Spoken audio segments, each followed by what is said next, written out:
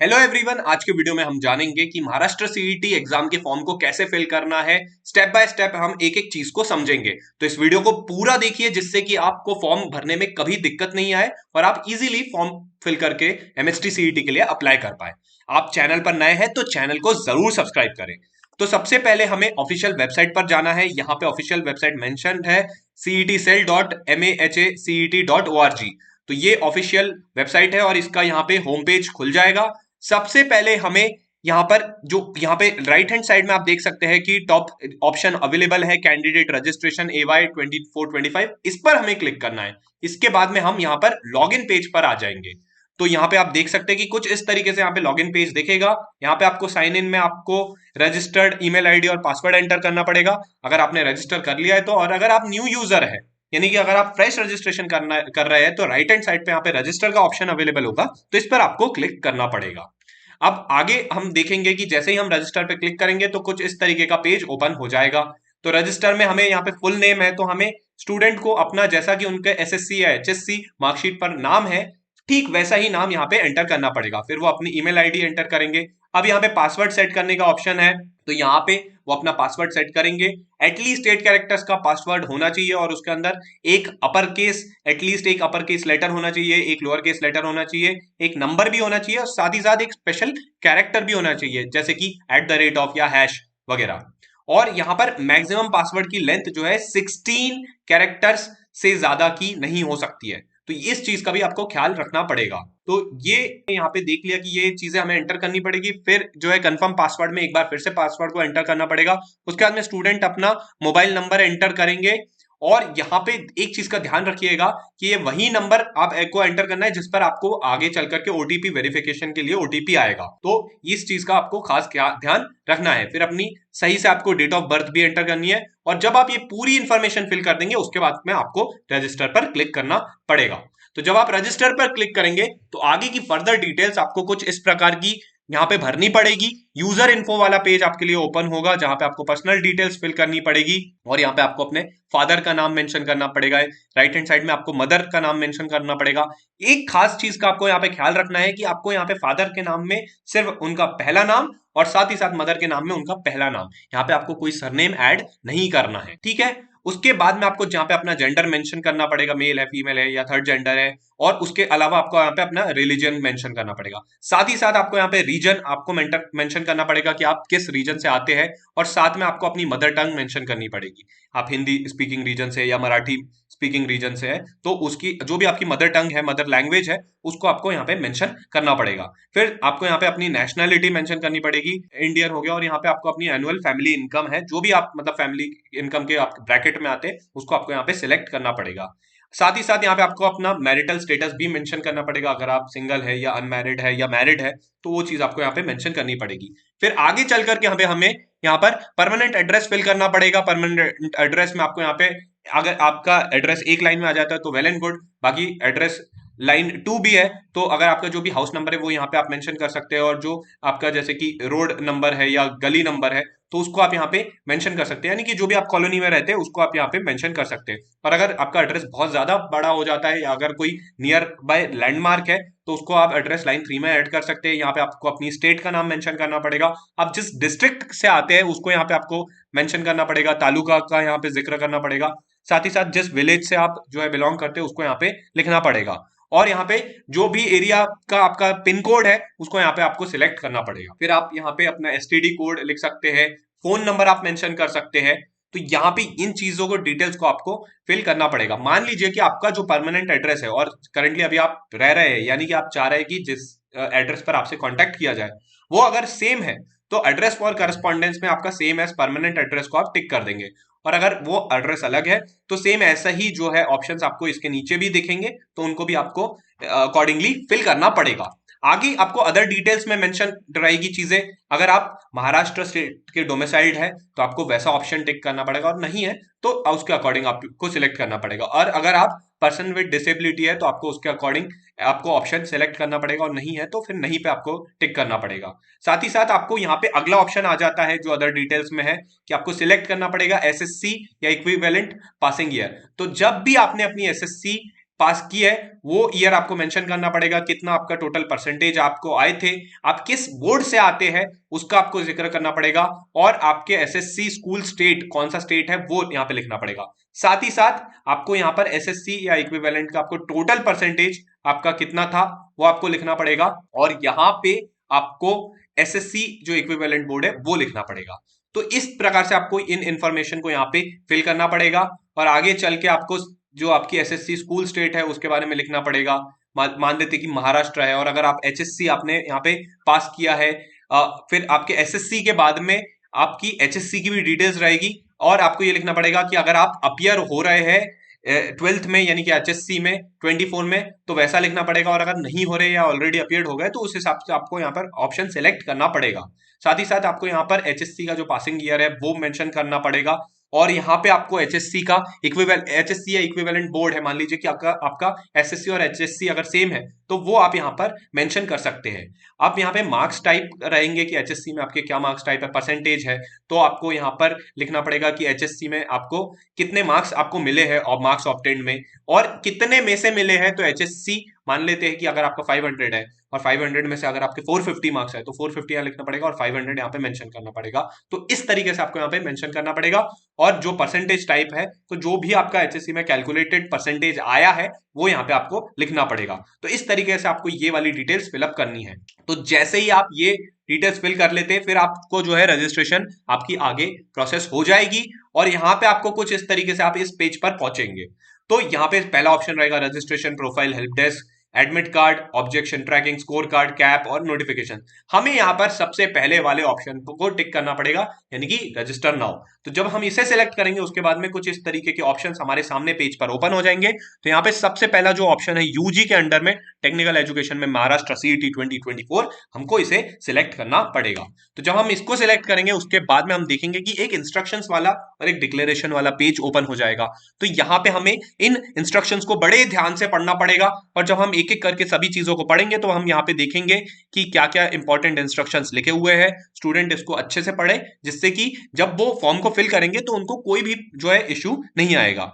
एक चीज का खास यहाँ पे ख्याल रखिएगा कि यहाँ पे आपको जो भी रिक्वायर्ड सर्टिफिकेट्स वगैरह है तो वो सर्टिफिकेट्स भी आपको अकॉर्डिंगली यहाँ पे अपलोड करना पड़ेगा, मेंशन करना पड़ेगा।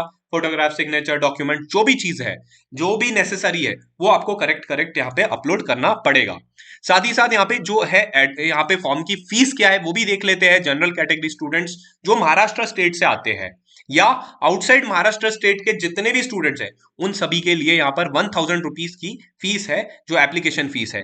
और अगर हम देखें कि उन कैंडिडेट्स जो कि बैकवर्ड क्लास कैटेगरी यानी कि एससी, एसटी, ओबीसी वगैरह से आते हैं, और जो भी यहाँ पर अदर कैटेगरीज मेंशन्ड है, और कैंडिडेट जो कि महाराष्ट्र स्टेट से है वो सभी कैंडिडेट्स, तो उन सभी के लिए फीस रहेगी 800 रुपीज।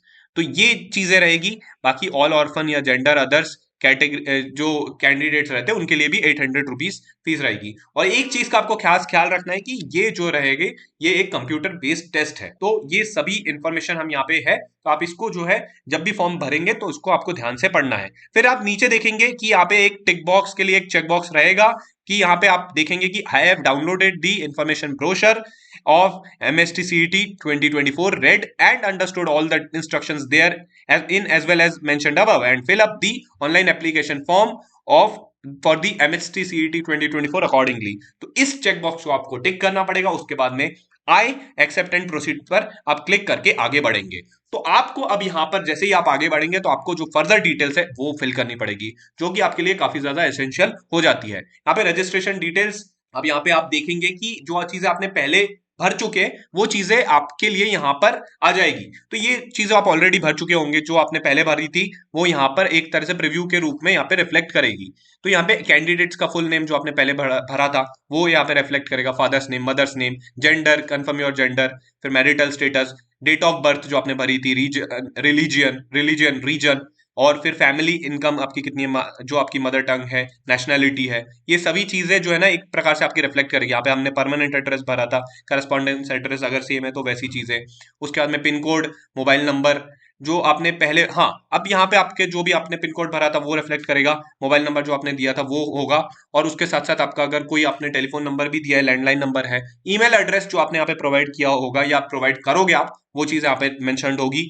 तो ये चीज आप जैसे ही देखोगे तो ये आपके लिए काफी ज्यादा क्लियर हो जाएगी और ये चीज आपकी स्क्रीन पर भी विजिबल होगी। उसके बाद में आपको यहाँ पर एक सिक्योरिटी पिन ऐड करना पड़ेगा। यहाँ पे एक कैप्चा टाइप का आपके लिए ऑप्शन आएगा, तो वो जैसा यहाँ पे सिक्योरिटी पिन लिखी होगी ठीक वैसे ही केस सेंसिटिव आपको यहाँ पे ध्यान रखना पड़ेगा कि आप स्मॉल लेटर्स में ऐड कर रहे हैं या कैपिटल लेटर्स में लिख रहे हैं। तो इस चीज का भरते टाइम पे खास ख्याल रखिएगा और सेम एज इट इज आपको यहाँ पे लिखना पड़ेगा और उसके बाद में सेव एंड प्रोसीड पे क्लिक करना पड़ेगा। जब आप इस तरीके से सेव एंड प्रोसीड पे क्लिक करेंगे तो आपके यहाँ पे आप देखेंगे कि आपके मोबाइल पर आपको एक ओटीपी आएगा।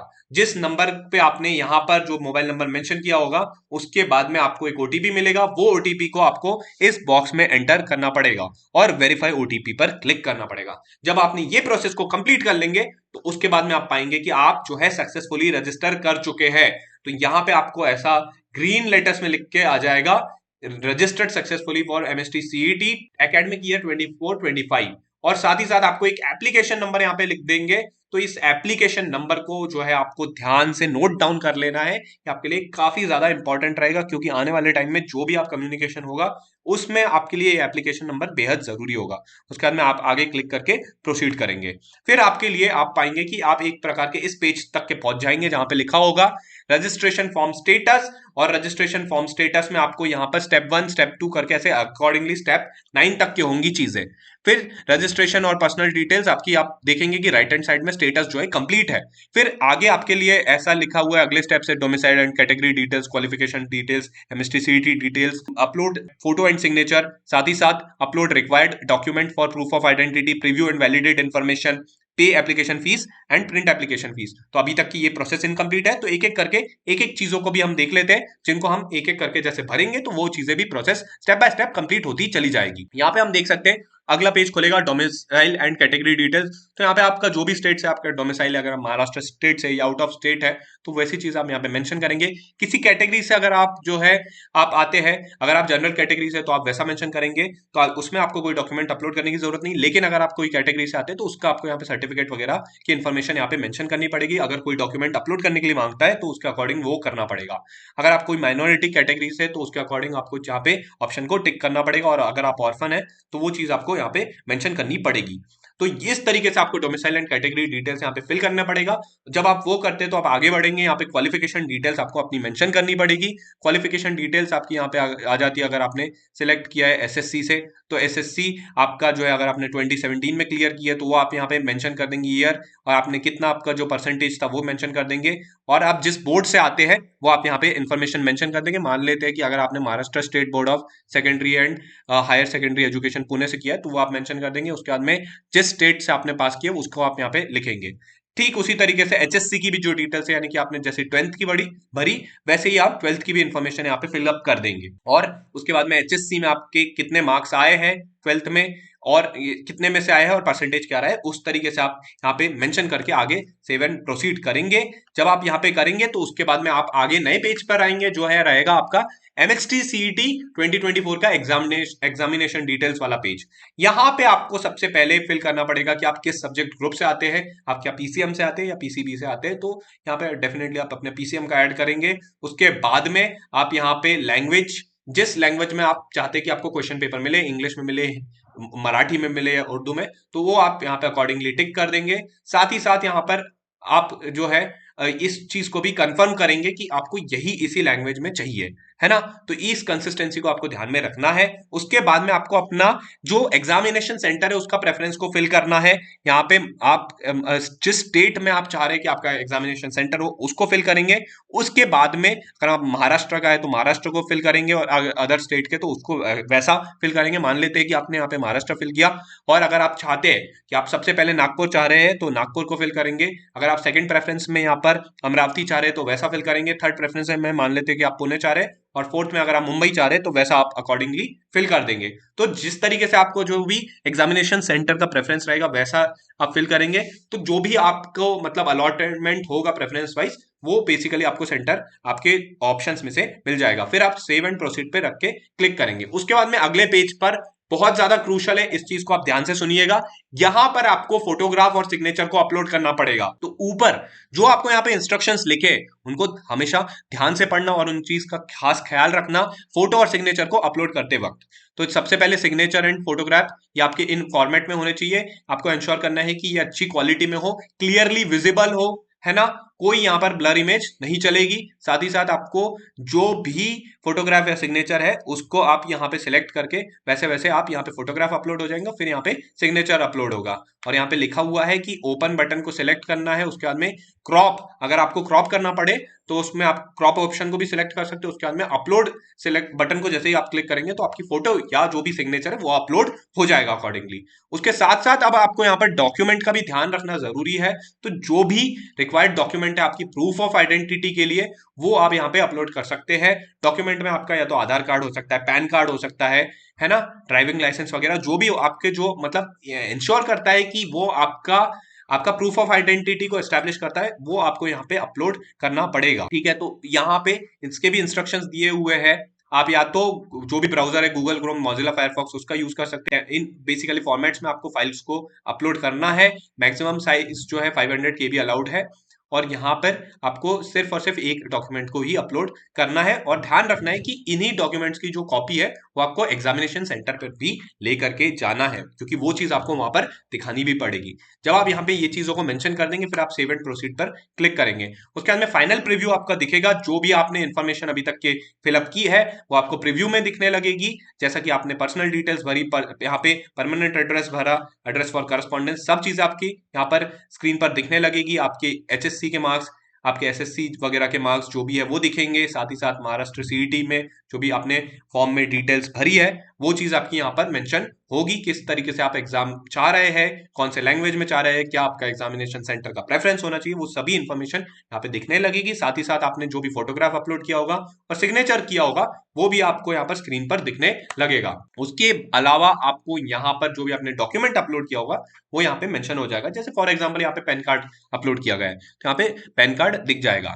अब जो है ना फाइनल प्रीव्यू में आपको यहाँ पर पेमेंट से पहले यहाँ पर एक आखिरी डिक्लेरेशन रहेगा कि ये भी इंस्ट्रक्शंस है जो आपने प्रॉपरली यहाँ पर ये चीज है, अगर आप कोई कैटेगरी से आते हैं या कुछ आते हैं तो वो इंस्ट्रक्शंस को आपको अकॉर्डिंगली अवॉइड करना पड़ेगा, फॉलो करना पड़ेगा।